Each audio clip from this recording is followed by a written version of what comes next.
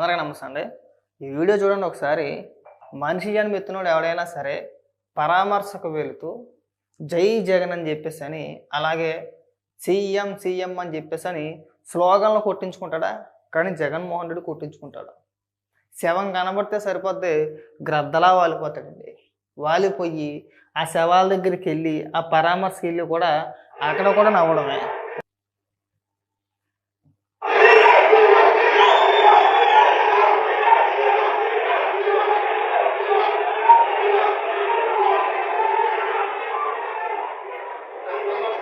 అక్కడ మనుషులు చనిపోయారు, ప్రాణాలు కోల్పోతే అక్కడ మనోడు వెళ్ళి అక్కడ చేయించుకున్న పని అది. నీకు ఏమన్నా సిగ్గేమని అనిపిస్తుందా జగన్మోహన్ రెడ్డి? నువ్వు ఎంత హుందాగా వెళ్ళాలి అక్కడికి? నువ్వు ఒక మాజీ ముఖ్యమంత్రివి. మనం పరామర్శకు వెళ్ళేటప్పుడు కనీసం ఏ విధంగా వెళ్ళాలి? అక్కడికి వెళ్తూ వెళ్తూ నవ్వుతూ భజన చేయించుకుంటూ స్లోగన్లు కొట్టించుకుంటూ వెళ్ళాలా, లేదంటే మనం వెళ్ళి విచారం వ్యక్తం చేయాలనేది కూడా తెలియకుండానే నువ్వు పరామర్శకు వెళ్ళిపోతున్నావు. ఒకసారి పవన్ కళ్యాణ్ గారిని చూసి సిగ్గుపోడు సన్నాసి. వాళ్ళ నీతో పాటు పవన్ కళ్యాణ్ గారు కూడా వెళ్ళారు కదా, ఇదిగో అదే వీడియో ఇది. వాళ్ళ కార్యకర్తలు అలాగే అరుతూ ఉంటే ఎంత పని గడ్డెట్టేసాడు. మనుషులు మీరు అసలు పశువులే? ఇప్పుడు జరిగిన సిచ్యువేషన్ ఏంటి? మనం ఏ సందర్భంలో ఇక్కడికి వచ్చాము? మనుషులు ప్రాణాలు పోయినాయి అక్కడ. ఇది నవ్వే సమయమా, ఏడ్చే సమయం మీకు తెలియట్లేదా? మీరు ఎందుకురా అలా అరుతున్నారని చెప్పేసి పెచ్చ తిట్లు తిట్టేసాడు. అది నాయకుడి లక్షణం. అది మన బతుకెత్తుకుని ఏ రోజైనా సరే ఎక్కడికైనా వెళ్ళేటప్పుడు కనీసం మనం ఏ స్లోగన్స్ పాటించాలి ఏంటి అనేది కూడా తెలియకుండా కింద నాలుగు తీసుకోవడం మందని వెళ్ళిపోవడమే. అక్కడికి వెళ్ళి మనం స్లోగన్లు కొట్టించేసుకోవాలా? నాకు ఆశ్చర్యం వేసింది. అక్కడికి వెళ్తా కూడా నవ్వుతున్నాడంటే ఇంకేమనుకోవాలి నాకు అర్థం కాల. మరి ఇంత దారుణమా? ఇంకో మహాతల్లి ఉంది మాకు, రోజని కూడా చూపిస్తాను చూడండి. ఇదిగో ప్రెస్ మీట్లో పెద్ద పెద్ద ఉపన్యాసాలు ఇచ్చింది. సహనం కోల్పోయింది. ఇప్పుడు సౌండ్ తగ్గిస్తాను ఏదో కూడా. ఇది కూడా ప్రెస్ మీట్లోని పెద్ద పెద్ద ఉపన్యాసాలు ఇచ్చింది చూడండి ఒకసారి.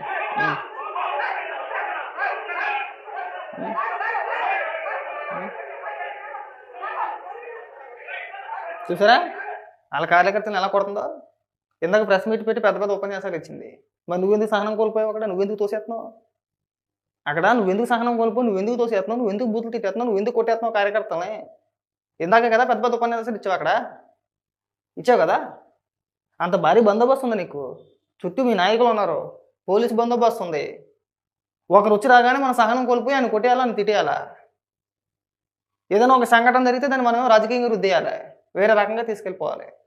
మేము లేసి పిచ్చి కొట్టాలి మాకు ఇవాళ కూడా అర్థం కావట్లా. జరిగిన సంఘటన బాధాకరం, ఎవరో కూడా సమర్థించట్లా. ఆ సంబంధిత అధికారులను కూడా సస్పెండ్ చేశారు ఇందాక చంద్రబాబు నాయుడు గారు. అయినా సరే ఇప్పుడు వెళ్ళిపోయాడు ఏడుపు ఒకటి వేసుకొని.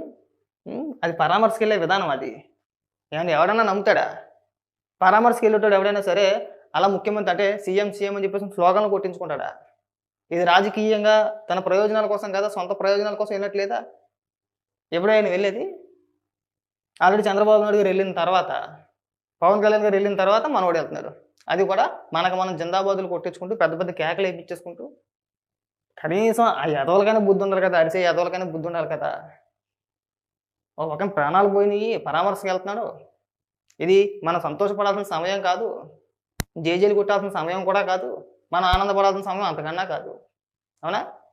రాష్ట్రం మొత్తం బాధపడుతుంది, అయ్యో అనవసరంగా చనిపోయారా, అనుకోని సంఘటన జరిగింది, 6 చనిపోయారని చెప్పేసి అని.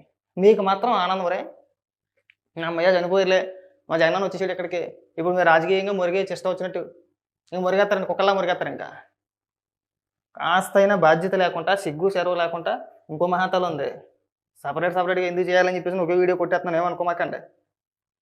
ఎవరు ఆర్టిస్ట్, పెద్ద ఆర్టిస్ట్ మాట. ఇగో ఈవిడ ఆర్టిస్ట్ మామూలు పెద్ద చిన్న ఆర్టిస్ట్ కాదు, ఈవిడ భయంకరమైన ఆర్టిస్ట్ మాట. ఈవిడ మాట్లాడితే ఏమని మాట్లాడుతుందంటే చంద్రబాబు నాయుడు గారి లెగ్గ మహిమ, పాద మహిమ, గతంలో గోదావరి పుష్కరాల్లో కూడా ఒక 29 మంది చచ్చిపోయారని మాట్లాడుతుంది ఈవిడే. మరి ఎల్జీ పాలిమర్స్ ఘటన 13 మంది చచ్చిపోయారు. రియా ఆసుపత్రి ఆక్సిజన్ అందుకు అక్కడ 13 మంది చచ్చిపోయారు. కచ్చులూరు బోటు ప్రమాదం 55 మంది చచ్చిపోయారు. అన్నమయ్య డ్యాము 42 మంది చచ్చిపోయారు. కల్తీ మద్యం తాగి 30 మంది చచ్చిపోయారు. నీ కళ్ళుకి కనపడ వచ్చి పెద్ద నటించేస్తుంది. దేవదేవా క్షమించి దేవా, ముఖం మీద కొట్టాలి నేనైతే కనుక. ఈ అతి ఓవరాక్షన్ వద్దనేది. మీకు అసలు ప్రజల మీద ఏమాత్రం బాధ్యత ఉండదు. పైగా ఇక్కడికి వచ్చి అందరూ ఉపన్యాసాలు చెప్పడమే, ప్రతి ఒక్కరు ఉపన్యాసాలు చెప్పడమే.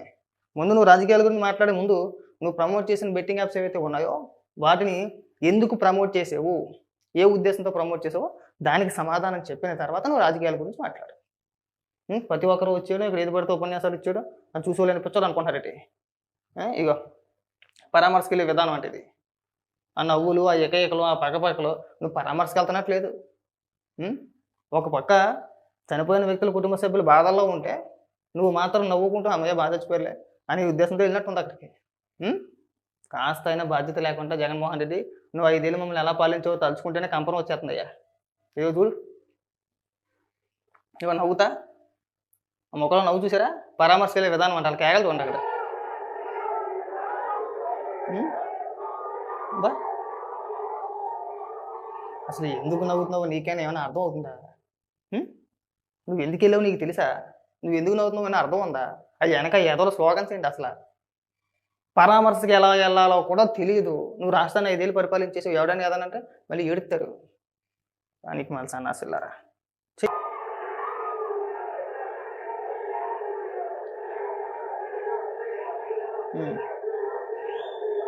వచ్చినాయి 11 సీట్లు. 11 సీట్లకి సీఎం అని ఇక్కడ కుక్కల్లా గడిచేస్తున్నారు వాళ్ళు. ఇంకా ఆ మాత్రం తెలివితేటలు వాళ్ళకి లేవు. వాళ్ళకి లేకపోతే నీ బుద్ధి ఏమైంది? కనీసం చెప్పే బాధ్యత ఉంది కదా నీ పైన. కనీసం చెప్పాలి. ఎవరు ఎదవలా అరకూడదురా మనం పరామర్శకి వెళ్తున్నాము. కనీసం పవన్ కళ్యాణ్ గారికి ఉన్న సీరియస్నెస్ ఆయనకున్న బాధ్యత నీకు లేదు. ఆయన చూసి నేర్చుకో. కనీసం సిగ్గన్నా వచ్చింది నీకు. పవన్ కళ్యాణ్ గారు కూడా వాళ్ళ కార్యకర్తలు అలా గడిపితేనే మైకి తీసుకొని మరి పచ్చి చీవాట్లు పెట్టాడు ఆయన. చీవాట్లు పెట్టి అలా అరవకూడదు సొంటలారా. మనం పరామర్శకు వచ్చాము, మన సమరాలకు రాలేదు ఇక్కడ. మీరు ఏ సమయంలో ఎలా స్పందించాలో కూడా మీకు తెలియదు, మీకు అసలు బాధ్యత లేదని చెప్పేసి ఆయన తిట్టాడు వాళ్ళని. కానీ నువ్వేం అనలేకపోతున్నావు ఇక్కడ. నీకు ఆయనకి ఉన్న తేడా అదే. మనకు శవం కనబడితే రాజకీయం చేయాలని చెప్పని ఆలోచిస్తాం. వాళ్ళు అలా ఆలోచించరు. అది బాగా గుర్తుపెట్టుకో.